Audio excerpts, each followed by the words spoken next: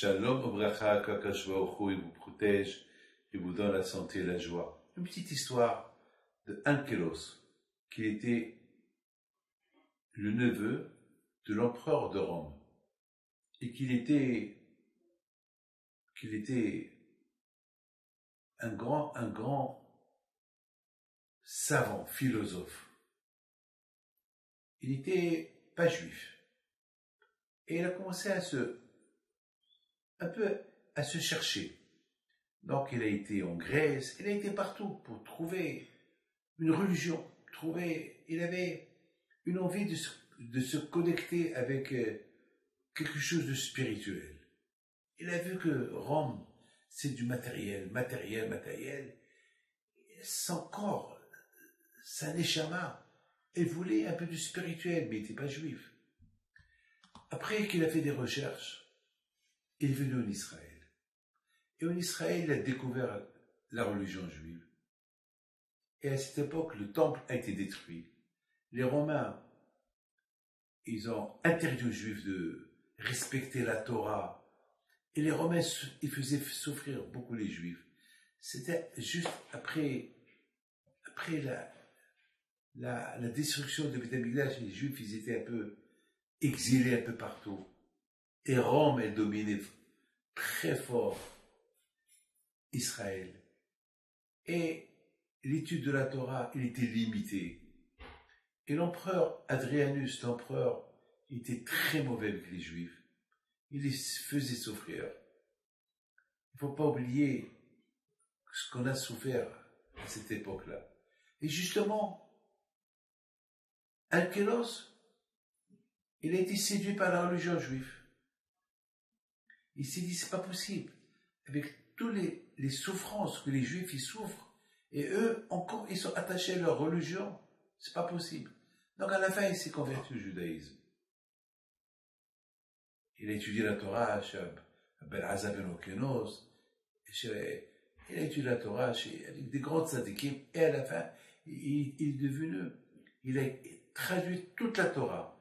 C'est Ankelos, c'est le Targum Ankelos. C'est lui qui l'a traduit. C'est le premier qui a réussi à traduire toute la Bible. C'est Ankelos. Alors, finalement, son oncle, l'empereur, il lui a envoyé des gens pour qu'il retourne à Rome. Adrianus, l'empereur, il a dit, bon, Ankelos est devenu fou, il a été séduit par cette religion, mais une fois qu'il retourne à Rome, il va tout oublier. Et finalement, tous les gens que l'empereur Adrianus il a envoyés pour séduire Ankelos à retourner à Rome, c'est tombé à l'eau. Le contraire, Ankelos il a réussi à les séduire il les a convaincus que la religion juive c'est la meilleure. À cette époque, c'était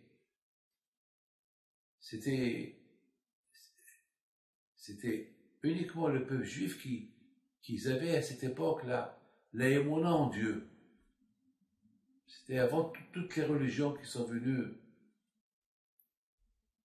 Bon, Adrianus, à la fin, il a pris la décision d'envoyer des messagers, d'envoyer une équipe, il leur a dit, bouchez vos oreilles, ne tombez pas dans le piège de mon neveu, Ankelos. Dès que vous allez chez lui, arrêtez-le, fermez-lui la bouche et amenez-le. Ben, c'est ce qu'ils ont fait. Lorsqu'ils sont partis chez lui, ils voulaient parler avec lui, il les a invités à rentrer chez lui, ils lui ont dit, écoutez, nous, on n'est pas comme les autres. Les autres, il les a convaincus à devenir juifs. Nous, on a ordre de te boucher la bouche et de ne pas t'écouter. On doit te prendre comme tu es, avec nous à Rome. C'est ce qu'ils ont fait. Une fois qu'ils sont arrivés à Rome, il leur a dit, il faut que je vous dise quelque chose. Il leur a dit quoi? Maintenant, ils sont à Rome. Ils n'ont pas peur de lui. Il leur a dit, j'ai oublié quelque chose à Jérusalem. Je dois retourner à Jérusalem. Il lui a dit, mais tu es fou. C'est pas possible. Ça fait un mois qu'on est qu'on a quitté Jérusalem. Et maintenant, retourner à Jérusalem, et encore retourner à Rome, ça va nous prendre des semaines, des semaines. Ton oncle, il va s'énerver sur l'autre, l'empereur. Il leur a dit, justement, si vous ne faites pas ce que je vous dis, je vais être contre vous.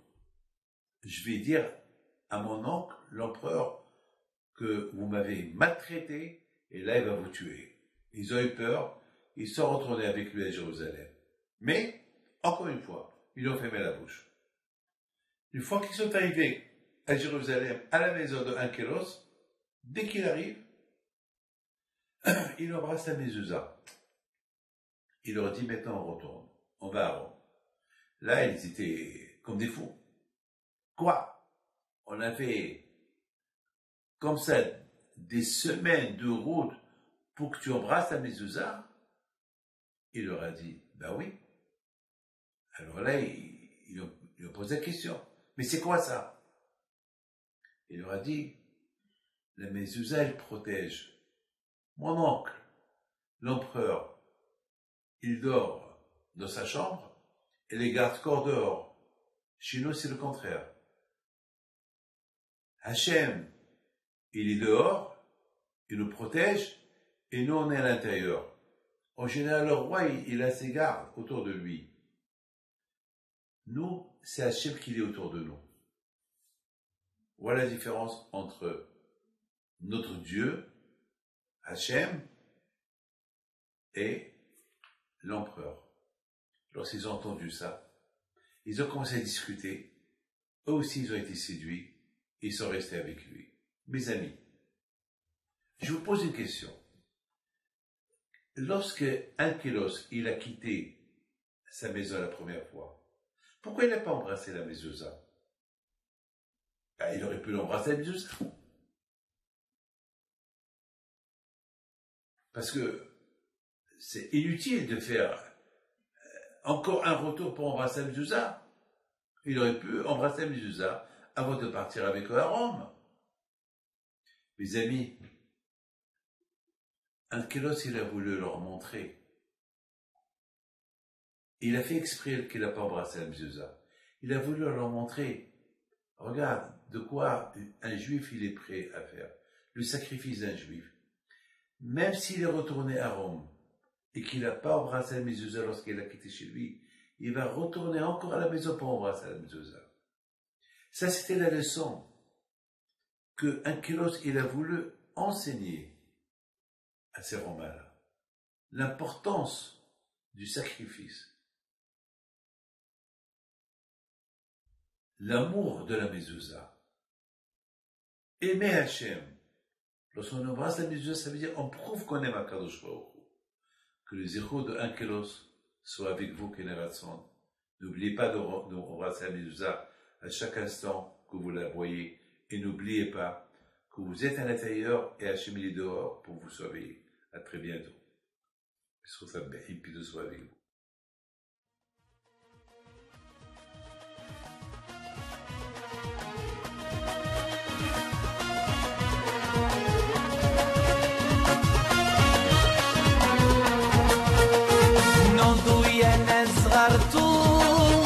على ربيع يمكنتو وقف لنا زي خوتو يا وز خوتو